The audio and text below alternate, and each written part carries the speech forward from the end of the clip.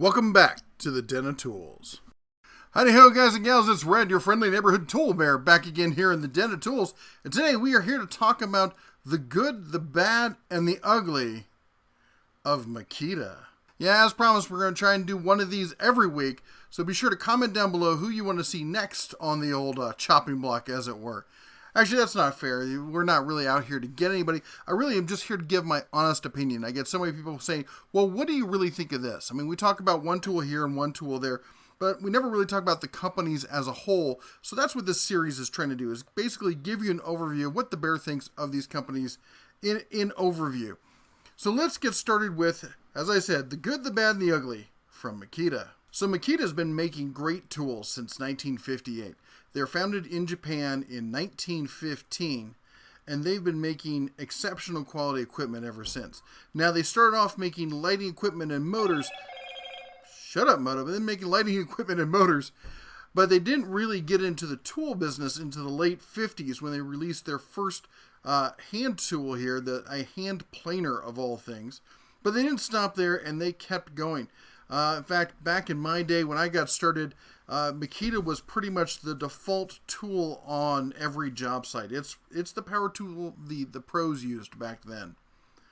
Now, they haven't stopped there. They have been a choice of pros ever since. Now, more and more people have gotten into the game, and we've got more and more cordless players and stuff, but Makita's always held a strong place when it comes to pro-level power equipment. Not to say that they've ignored the DIYer and whatnot, but that has always been their core target market.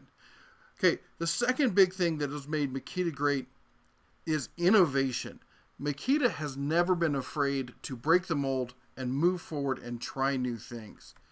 The first cordless drill I ever owned, bought at a pawn shop, was a Makita cordless drill. Not sure if this is the exact same model. It was a long time ago.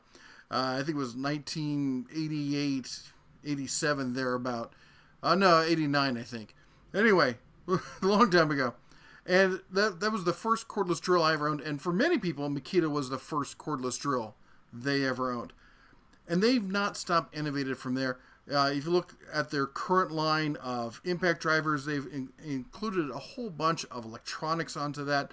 There's a whole selection of power levels and functions built into it, basically taking away the skill required often to operate some of these tools and doing it all for you. All you have to do is point and pull the trigger.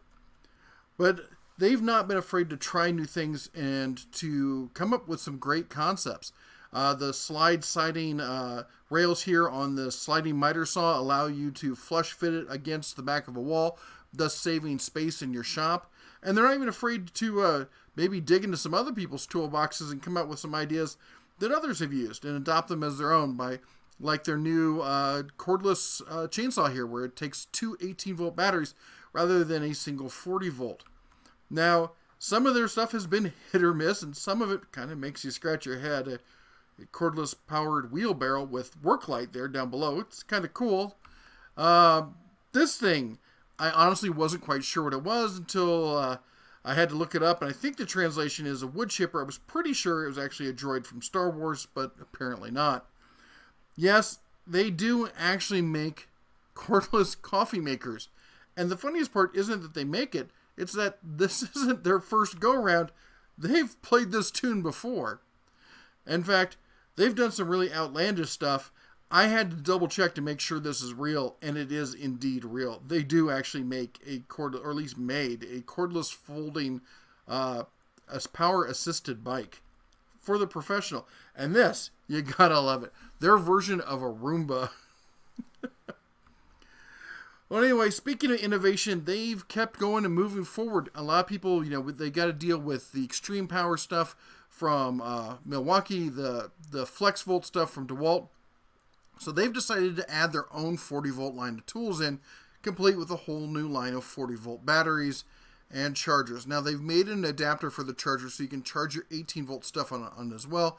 I'm reserving judgment. I'm never really too happy when a whole new battery line comes out and that could have been dealt with in a separate manner rather than making something obsolete. They say it's going to run in conjunction with it. I think we'll have to wait and see. But they do have the single largest line of tools, of cordless tools in the industry. There's just nobody who comes close. A lot of people think it's Milwaukee. Some people think it's Ryobi. But the fact of the matter is it's Makita. It has been for a long time, and it's probably going to be for a while to come. Here's their main page. You can see they have quite a selection. Yeah, that's 32, 33 pages of nothing but their cordless 18-volt tools. And they've got a none too shabby selection of 12-volt tools as well. I don't know if I'd go as far as saying that they're as good as the Milwaukee stuff, but they definitely have a lot out there. When people talk about Milwaukee, they always talk about the 12-volt tools, and they seem to just forget Makita exists. Now, as we got to talk about the bad. When we talk about these tools, we talk about good, we got to talk about the bad. And the bad, I think, there's not a lot bad, honestly, with Makita. In fact, I often say they're the one tool line that isn't talked about enough on YouTube. But if anything, it's their own fault because they seem to push corporate accounts more than they focus on the individual purchaser or even the small business buyer. It's difficult to find them in retail in large amounts. You may find them smattering here and there. Really, only Home Depot is, other than any kind of niche, contractor-based or industry-based reseller.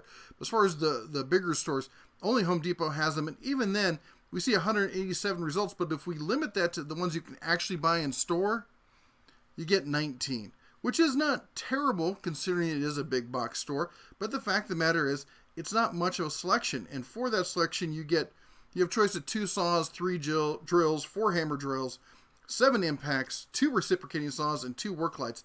Not a lot of diversity there. Now, if anything really annoys me about Makita, it's got to be they can't seem to pick a color. Now, everyone knows Makita teal blue. And you've probably seen Makita's black line, their stealth line, if you will. But they also have a white, or they had a white line. But it doesn't stop there. No, we've got Makita green, Makita red, Makita purple, and of course Makita pink. I mean, where are they going to stop next? Gold? Oh, look, I know, gold drivers. They're gold bit drivers. Oh, no, there is one. There is a Makita Gold, 100th anniversary, in Japan only, but you can buy it on eBay. There is a gold Makita out there. As far as what's truly bad, every line of tools has a good tool, has some good tools, has a lot of good tools usually. But when we talk about the actual tools, they're mostly good. You don't get a lot of people saying, well, this is a terrible tool. You get some people who are like, this wasn't so good. This is about the only tool that I could get a consensus on that people aren't happy with. And this is a 3/8 right angle impact. And they're just saying it's underpowered and it doesn't really do the job it's supposed to do. And there's better options out there. And you're always going to find at least 1 or 2 dogs in every line of tools. Some more than others. But the fact of the matter is, Makita, for the most part, makes some really good tools. So let's talk about the ugly. Why you don't see Makita more often on YouTube or on the worksite and other places. And the number one ugly is they're just not cool. Sorry, but they're not the new hotness. All the tool guys back in the day, they always, and guys are kind of fickle, believe it or not. They always want to go with whatever's the new thing, the cool thing. And, if DeWalt was like that, everyone was with Makita, then they went with DeWalt. Now even the guys who were still with Makita, and even with DeWalt, saw Milwaukee come out. Now they're going with Milwaukee. It's almost like, the purse of the week kind of thing.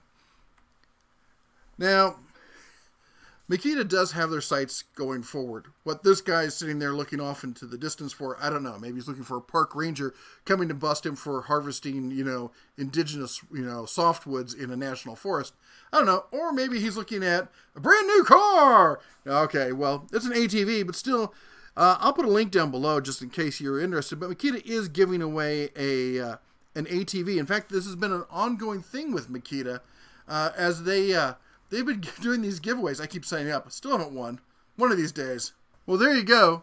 Anyway, at the end of the day, I think Makita is actually an excellent tool line. I think that they are probably the most underrepresented, unappreciated tool line that you're going to see on YouTube or anywhere else because they're just, I think, they're almost too Japanese, really. they're just, despite all the innovation and all the wackiness and stuff they do with the tools, they themselves, they're not outspoken. They don't push it a whole lot. And whereas, people like Milwaukee are going out there and, they're being brash, they're being very American in their marketing. They're coming up, they're saying, we're a professional only tool line. We don't care about anybody else. This is what we're going to do. And they're coming after not just the big business, but the small businesses as well. The niche markets that Makita's held on to for so long. They're coming after the plumbers. They're coming after the electricians. They're coming after the HVAC and everybody else. And at the end of the day, they're drinking their milkshake. I drink your milkshake. I drink it up. Don't bully me. I mean, what else can you say when you come out with that kind of aggressive marketing? You add you trump the standard 3-year warranty with a 5-year warranty. You stand behind it. You make some great tools. Man, it's hard to say anything negative about Milwaukee. I'm sure some of you can, but the point is, I'm a fan of Makita. I really like their tools, and I have been as bad as everyone else. You've not been seeing them on here. I don't have any Makita tools in my shop right now. I should get some. I know. But you know what? What I really want to say is there's somebody you should look into. When you're deciding what tool line you're going to invest in, you definitely have to consider Makita. They're innovators, and they're also they make great tools. So anyway, that's all the Bear has for you today. Why don't you be sure, if you like what you saw here, to check out some of the Redbeard Den of Tools approved merchandise. Links are down below, or even consider becoming a member. The official YouTube sponsored, membership is kind of their version of Patreon. You can become a Cub, a Tool Bear, or even a Den of Tools Council member. So just subscribe. I'll put a link about it up there in the video. You can go find out more about it. Anyway, thank you for all of you who support the channel. Thanks for coming and stopping by. Go ahead and, if you liked it, give it a chomp on the old like button down there. Just chomp the old like button. And you all take care. God bless. And as always, say it with me. Shine on.